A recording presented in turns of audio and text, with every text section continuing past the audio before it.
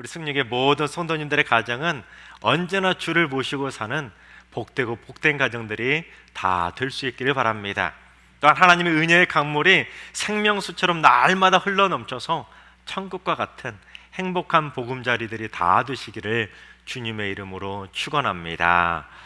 그런데 그처럼 주님을 모시고 사는 복된 가정이 될 수 있는 비결이 무엇이겠습니까? 그건 바로 겸손입니다. 지금까지 지내온 것이 주님의 은혜라고 겸손하게 고백할 수 있을 때 그것이 복받는 비결 가운데 하나라는 것입니다. 지혜의 철학자로 알려진 소크라테스가 뭐라고 말했냐면, 내가 뭘 안다고 자랑하는 것이 지혜가 아니라 자기는 아무것도 모른다는 것을 아는 것이 지혜라고 말을 했습니다. 그러니까 내가 뭘 안다고 좀 떵떵거리며 사는 것이 지혜로운 자가 아니라 나는 모릅니다 하고 겸손하게 자기의 모름을 인정하는 건 그것이 지혜라는 것입니다. 나는 모든 것을 다 알고 나는 모든 것을 다 잘하고 있고 나는 모든 것을 다 깨닫고 있다고 생각하는 건 그것은 착각이지 지혜가 아니라는 것입니다. 나는 아무것도 모른다는 것을 깨닫고 늘 배우려고 겸손하게 배우려 하는 자세를 가지고 살아가는 삶, 그게 지혜로운 삶이라는 것입니다. 하지만 소크라테스가 말한 것은 세상적인 지혜를 말하는 것이고, 하나님께서 원하시는 진짜 영적인 지혜는 무엇이겠습니까? 그건 바로 하나님 앞에서는 나는 아무것도 아닙니다. 지금까지 지내온 것은 오직 하나님의 은혜뿐입니다. 그렇게 고백할 수 있는 건 그것이 바로 영적인 지혜라는 사실입니다. 오늘 본문을 기록한 다윗도 바로 그러한 겸손의 지혜를 깨달은 자입니다. 자기는 잘났기 때문에 다윗은 잘나서 자기가 여기까지 왔다고 착각하지 않았다는 것입니다. 18절 말씀을 봉독해 보겠습니다. 다윗 왕이 여호와 앞에 들어가 앉아서 이르되, 주 여호와여, 나는 누구이오며 내 집은 무엇이기에 나를 여기까지 이르게 하셨나이까. 그렇습니다. 다윗이 하나님께 고백하는 겁니다. 하나님, 제가 무엇이간데, 저희 집안이 도대체 무엇이간데 저희에게 이렇게 큰 은혜를 베풀으셔서 저를 이렇게 왕위에 오르게 하셨나이까. 이렇게 하나님 앞에 고백하고 있는 것입니다. 자신은 이러한 엄청난 영광과 이런 부귀영화를 누릴 만한 자격이 없는 그저 미천한 집안의 목동 출신에 불과한데 저에게 이렇게 엄청난 과분한 축복을 베풀어 주시니 송구한 마음 금할 길이 없다고 고백하고 있는 것입니다. 참으로 겸손한 다윗 아니겠습니까? 다윗이 누구를 죽였습니까? 그 거인 골리앗을 죽이고 일약 스타 중에 스타로 떠오른 게 바로 다윗 아닙니까? 골리앗을 죽이며 전쟁 영웅이자 이스라엘을 살려낸 그야말로 최고의 스타가 바로 다윗입니다. 그래서 수많은 사람들이 사울은 천천히요, 다윗은 만만히요 하고 수많은 사람들의 열렬한 환호를 받으면서 화려하게 왕으로 등극한 인물, 그가 바로 스타왕 다윗이었습니다. 그럼에도 불구하고 다윗은 시골뜨기 목동 출신에서 일약 한순간에 세상 모든 사람들의 주목을 받는, 칭송을 받는 화려한 스타왕에 등극했음에도 불구하고 다윗은 끝끝내 교만하지 않고 겸손했다는 것입니다. 어거스틴은 그리스도인들의 최대의 미덕은 첫째도 겸손이요, 둘째도 겸손이요, 셋째도 겸손이라고 겸손을 강조했는데 다윗이 그처럼 겸손의 모델과 같은 인물이었다는 것입니다. 하나님의 은혜도 모르고 자기 잘난 맛에 푹 빠져가지고 백성들 위에 군림하려는 교만한 왕이 아니라 다윗이 그처럼 겸손한 왕이었으니 이스라엘 백성들이 얼마나 행복했겠습니까? 여러분, 지금 내년도 대선 때문에 대통령 선거전이 이제 슬슬 시작이 되었는데, 여러분 나라와 민족을 위해서 기도하실 때 하나님, 이 나라를 이끌어가는 대통령과 위정자들이 다윗처럼 하나님을 경외하고 백성을 두려워할 줄 아는 지도자가 세워지게 해달라고 기도할 수 있길 바랍니다. 그런 지도자들이 세워져야 그 백성이 행복한 거 아니겠습니까? 다윗은 그처럼 하나님 앞에 송구한 마음을 금할 길이 없다고 하나님에게 찬양하면서 계속 이어서 그 송구한 마음을 토로하고 있는데, 우리 19절도 봉독합니다. 주 여호와여, 주께서 이것을 오히려 적게 여기시고 또 종의 집에 있을 먼 장래 일까지도 말씀하셨나이다. 주 여호와여, 이것이 사람의 법이니이다. 그렇습니다. 다윗은 하나님께서 지금까지 베푸르신, 저희 집안에 베푸신 은혜가 너무나 큰데 하나님께서는 오히려 그것도 작다고 여기시고 저희 집안의 먼 미래까지 축복해 주시니 이 황송한 마음 어찌 금할 길이 있겠나이까 하면서 그 송구한 마음을 하나님께 감사하며 고백하고 있는 것입니다. 특별히 마지막 부분에 주 여호와여, 이것이 사람의 법이니이다 라고 번역된 부분이 참 애매한 부분인데, 새 번역 성경은 이 부분을 이렇게 번역합니다. 주 나의 하나님, 이것이 어찌 주님께서 사람을 대하시는 일상적인 방법이겠습니까? 무슨 말입니까? 다윗은 하나님께서 나와 우리 가정에게 베풀어진 그 은혜와 축복이 하나님께서 일반 세상 사람들에게 베푸신 은혜보다 차원이 다른 엄청나게 큰 축복을 베푸셨다는 것을 인정하고 있는 것입니다. 너무나 과분한 사랑, 너무나 넘치는 축복을 받았기에 몸둘 바를 모르겠습니다 하고 하나님께 감사하며 고백하고 있는 것입니다. 그러니까 다윗은 자기가 잘나서 왕좌에 오른 것도 아니고, 자기가 잘나서 지금 이스라엘이 이만큼 평탄한 나라가 되었다고 스스로 교만하지 않았다는 것입니다. 지금까지 지내온 모든 것들이 전부 다 전적으로 하나님의 은혜가 있었기에 가능했노라고 하나님 앞에 감사하며 고백하고 있는 것입니다.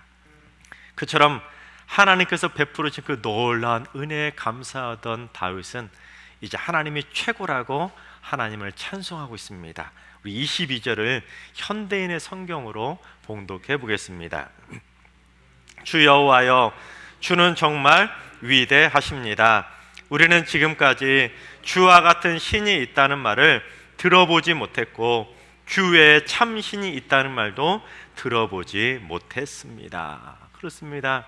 이 세상 어디에 하나님 같은 참신이 어디 있냐는 것입니다. 나는 지금껏 하나님 같은 신이 어디에 있다는 말을 듣도 보도 못했다는 것입니다. 그러니 하나님이 최고이고 하나님이 넘버원이고 하나님이 따따봉이라는 것입니다.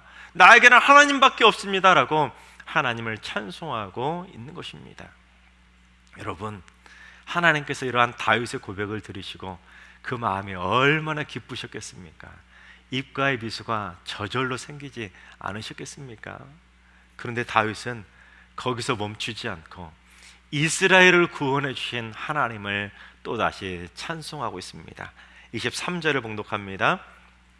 땅의 어느 한 나라가 주의 백성 이스라엘과 같으리이까 하나님이 가서 구속하사 자기 백성으로 삼아 주의 명성을 내시며 그들을 위하여 큰 일을, 주의 땅을 위하여 두려운 일을 애국과 많은 나라들과 그의 신들에게서 구속하신 백성 앞에서 행하셨사오며. 그렇습니다. 한마디로 말하면 이 세상 어디에 이스라엘처럼 복받은 민족이 어디 있습니까? 하고 하나님을 찬송하고 있다는 것입니다. 하나님께서 애국과 많은 나라들에게 큰 일을 행하셔서 하나님이 살아계심, 하나님의 크고 위엄하신 그 존귀하신 하나님의 위엄을 만방에 드러내 보이셨으니 이었지 이스라엘이 복받은 민족이 아니겠냐고 하나님을 찬송하고 있는 것입니다. 그런데 여러분, 그와 같은 민족이 또 있지 않습니까? 바로 우리 대한민국도 그처럼 복받은 민족인 줄로 믿습니다. 불과 100년 전만 해도 동방에 듣도 보도 못한 나라, 가장 못 살던 나라가 바로 대한민국이었는데 100년 만에 선진국 반열에 오른 전무후무한 나라가 바로 대한민국입니다. 올해 IMF에서 글로벌 경제 순위를 발표했는데 올해 대한민국이 10위를 차지하게 되었다고 합니다. 여러분, 최단기간에 선진국 반열에 오른 진짜 듣도 보도 못한 나라가 바로 대한민국입니다. 여러분, 이 세상 어디에 그처럼 하나님의 놀라운 복을 받은 민족이 또 어디 있겠습니까? 그렇습니다. 내가 바로 그 하나님의 큰 축복을 받은 대한민국 백성이 되었다는 것에 감사할 수 있기 바랍니다. 또한 앞으로 더욱더 하나님의 넘치는 복이 이 민족 가운데 쏟아질 수 있도록 나라와 민족을 위해서 늘 기도하며 살아가시기를 주님의 이름으로 축원합니다. 다윗은 그처럼 하나님이 최고라고 하나님을 찬송한 다음에 자기가 왜 하나님 앞에 이렇게 기도를 드리게 되었는지 그 이유를 고백하고 있습니다. 우리 27절을 봉독합니다. 만군의 여호와 이스라엘의 하나님이여, 주의 종의 귀를 여시고 이르시기를 내가 너를 위하여 집을 세우리라 하셨으므로 주의 종이 이 기도로 주께 간구할 마음이 생겼나이다. 그렇습니다. 다윗은 하나님께서 내가 너를 위하여 집을 세우리라는 그 말씀을 듣고 기도할 마음이 생겨서 하나님께 기도를 드리게 되었다는 것입니다. 그런데 이 구절을 이해하려면 오늘 보면 앞에 있었던 일을 좀 알 필요가 있는데, 다윗이 7장 앞부분을 보면 하나님 앞에 이렇게 고백합니다. 하나님, 제가 하나님을 위하여 집을 지어드리겠습니다. 하나님의 성전을 지어드리는 것, 그것이 제 소망이니 제 기도를 응답해달라고 하나님께 기도를 드립니다. 하지만 나단 선지자를 통해서 그 기도는 단칼에 거절당하게 됩니다. 하나님 앞에 성전을 바쳐드리겠다고 그렇게 고백을 했는데, 내가 잘 먹고 잘 살겠다고 그걸 해달라고 기도한 것도 아니라 하나님을 위해서 그렇게 성전을 지어드리겠다고 했는데도 하나님께서는 단칼에 거절하셨다는 것입니다. 오히려 너 말고 내 아들 솔로몬이 짓게 될 것이다, 그 말을 듣게 되었다는 것입니다. 여러분, 하나님께서 그렇다고 해서 다윗의 꿈을 꺾으신 것이 아니라 다윗에게 새로운 응답의 축복을 내려주셨는데, 어떠한 축복을 주셨는지 사무엘하 7장 16절을 봉독해 보겠습니다. 내 집과 내 나라가 내 앞에서 영원히 보존되고 내 왕위가 영원히 견고하리라 하셨다 하라. 그러니까 다윗은 성전 건축을 원했는데 하나님께서는 다윗 왕조를 응답으로 주셨다는 것입니다. 네가 나를 위해서 집을 짓는 것이 아니라 내가 너를 위해서 집을 지어 주겠다는 것입니다. 그렇습니다. 다윗이 원했던 기도 응답을 받은 것이 아니라 전혀 생각지도 못한 기도 응답을 받았던 것입니다. 다윗은 성전 건축이라는 플랜 A를 세워서 하나님 응답해달라고 기도의 손을 아뢰었는데, 하나님께서는 그 소원을 지켜두시고는 하나님께서 새롭게 다윗 왕조라는 플랜 B를 응답으로 선물로 주셨다는 것입니다. 여러분, 다윗 입장에서 보면 무엇이겠습니까? 하나님께 드린 기도가 거절당한 것입니다. 응답받지 못한 것입니다. 여러분, 기도했는데 하나님께 기도 응답을 받지 못하고 내가 생각한 것과 전혀 다른 응답을 받으면 여러분 어떤 마음이 드십니까? 하나님, 이거 말고요, 제가 원하는 것은 이겁니다 하고 따지기 일수 아니겠습니까? 그리고 하나님께서 엉뚱한 응답을 주시거나 거절하시면 기도할 마음이 싹 사라지는 것이 바로 우리들의 마음 아니겠습니까? 하지만 다윗은 자기가 아니라 아들이 성전을 짓게 될 것이다, 그 말을 듣고도 하나님, 제 아들이 아니라 제가 성전 짓겠다니까요, 그건 제 아들 꿈이 아니라 제 꿈이에요, 그러면서 하나님께 따지면서 끝끝내 플랜 A를 고집 피우지 않았다는 것입니다.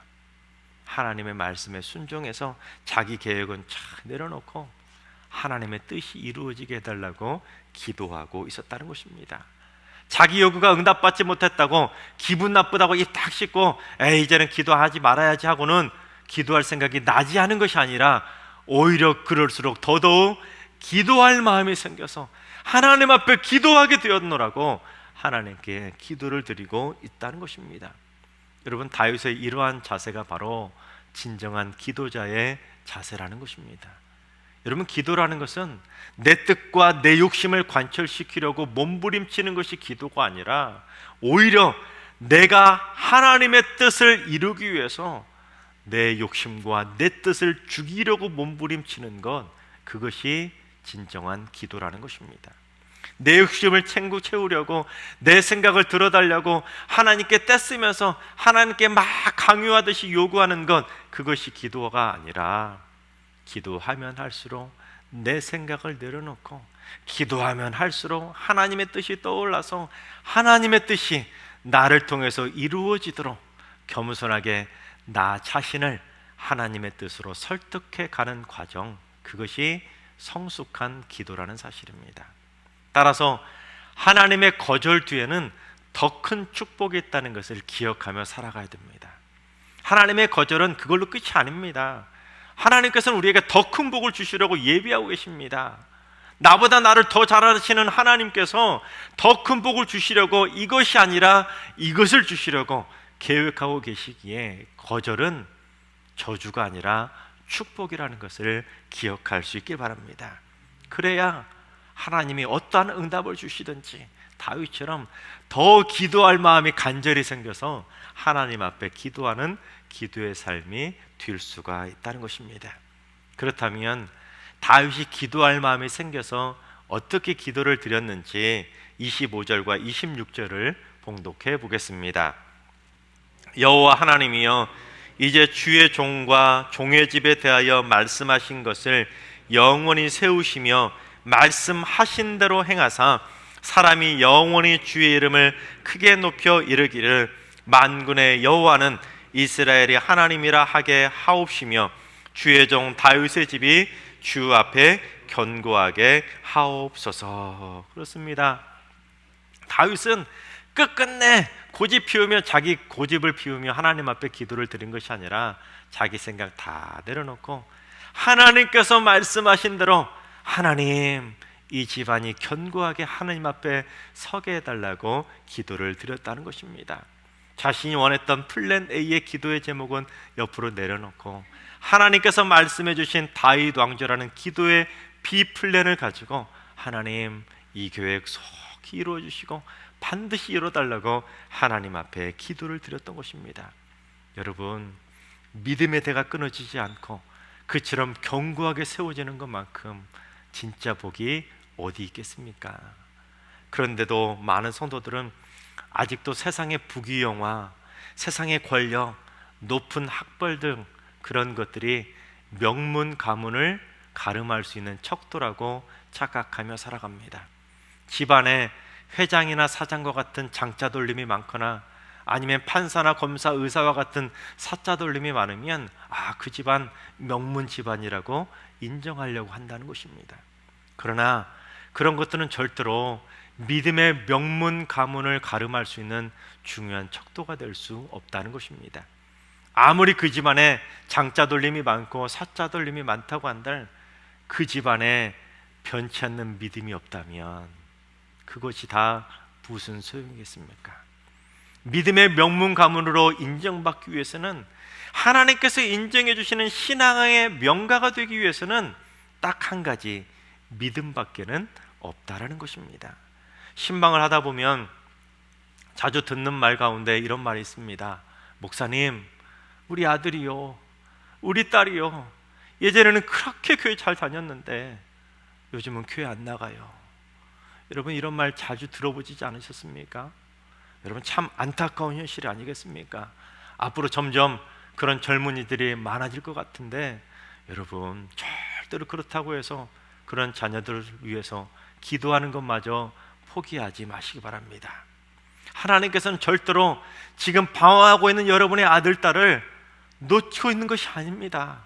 방치하고 계신 분이 아닙니다.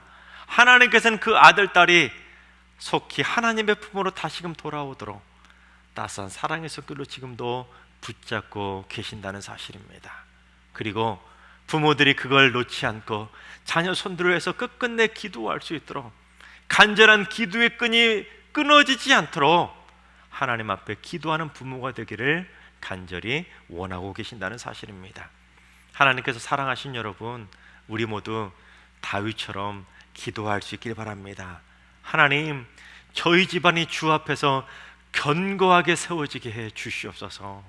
저희 집안의 자손대대로 단 한 사람도 하나님을 떠나는 자가 한 명도 나오지 않게 해 주시옵소서.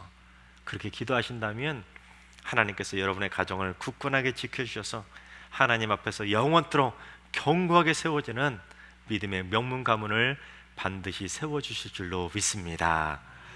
철학자 키에르 케고르가 세상이 주는 기쁨과 하나님이 주는 기쁨의 차이점을 설명하면서 이런 비유를 했습니다. 캄캄한 시골길에 한 농부가 등불을 켜고 마차를 타고 가고 있었습니다. 하지만 안타깝게도 이 농부는 마차 안에 켜놓은 그 등불 때문에 찬란하게 빛나는 그 밤하늘을 바라보지 못했다는 것입니다. 그처럼 세상이 주는 기쁨과 즐거움은 그것이 고급스럽든 아니면 저급스럽든지 간에 마치 이 농부가 마차를 타고 가면서 켜놓은 등불과 같다라는 것입니다. 그렇습니다. 세상 사람들은 마치 자신의 인생의 마차 안에 자그마한 등불 하나 켜는 것, 그것이 성공인 줄 알고 착각하며 살아갑니다. 내 인생의 마차에 작은 성공의 등불 하나 배쳐놓고는 이것 보라고, 내가 이만큼 성공했다고 의시되며 자랑하는 것, 그것이 출세라고 착각하며 살아간다는 것입니다. 하지만 마차 안에 피워놓은 그 작은 등불은 어떻습니까? 고난의 바람 한번 불면, 시련의 바람 한번 불면 금방 꺼질 수밖에 없다는 것입니다. 그러나 하나님의 은혜의 불빛은 영원히 꺼지지 않는 찬란하게 빛나는 생명의 빛이 되는 줄로 믿습니다. 따라서 자녀손들이 순간만 타오르는 그 성공의 불빛만 쫓아서 살아가는 것이 아니라 영원히 사라지지 않는 그 영원의 불빛인 우리 하나님을 쫓아가서 살아가는 삶, 하나님만 구하며 살아가는 삶, 그것이 우리 부모가 자녀들에게 물려주어야 될 믿음의 유산이라는 사실입니다. 또한 자녀손들이 세상에 출세했다는 사람들의 등불을 보고 와 부럽다 부럽다 부러워할 것이 아니라 우리 자녀손들이 하나님을 믿는 것이 최고의 빛이라고, 하나님을 온전히 섬기는 것이 최고의 축복이라고 인정할 수 있도록 자녀손들에게 진짜 복이 무엇인지를 교육시켜 주어야 된다는 것입니다. 그래야 다윗처럼 하나님을 생각만 해도 할렐루야 저절로 찬송이 나오고, 하나님만 생각해도 저절로 기도할 생각이 나서 하나님이 나에게 베푸신 은혜가 너무나 크고 감사해서 몸둘 바를 모르겠습니다 하고 겸손하게 기도할 수 있는 기도의 백성이 되어진다는 사실입니다. 따라서 우리 부모들이 무엇을 가장 큰 관심사로 살아가야 되겠습니까? 어떻게든 내가 살아생전에 돈 많이 벌어서 내 자녀손들에게 돈 많이 물려주는 것, 그것이 부모의 최고 관심사가 되어야 되겠습니까? 아닙니다. 그 모든 것들 다 시련의 바람 불면 다 사라져버릴 등불입니다. 우리 자녀손들에게 영원히 꺼지지 않고 견고하게 세워줄 수 있는 믿음의 유산을 물려줄 수 있어야 되는 것입니다. 그래서 부모들로 어떻게든지 자녀손들에게 믿음의 본을 보이며 세상이 주는 축복이 아니라 하나님이 주시는 복이 최고라는 것을 보여줄 수 있도록 믿음의 본을 보이며 살아가야 할 줄로 믿습니다. 그래서 우리 부모들이 일평생 해야 되는, 반드시 해야만 하는 기도가 바로 오늘 본문 29절입니다. 우리 29절을 봉독해 보겠습니다. 이제 청하건대 종의 집에 복을 주사 주 앞에 영원히 있게 하옵소서. 주 여호와께서 말씀하셨사오니 주의 종의 집이 영원히 복을 받게 하옵소서 하니라. 그렇습니다. 다윗처럼 더욱더 기도할 마음이 생겨서 하나님, 우리 가문이 주님 앞에 영원히 서 있게 해주시옵소서. 자손대대로 천대까지 복을 받으며 하나님의 넘치는 복을 받는 영원한 복 받는 집이 되게 해 주시옵소서. 그렇게 간절하게 기도하셔서 우리 모두 다 하나님의 축복의 통로로 쓰임받는 신앙의 명가들이 다 되시고 천대까지 자손대대로 하나님만 섬기는 믿음의 명문 가문으로 든든히 세워지게 되시기를 주님의 이름으로 축원합니다.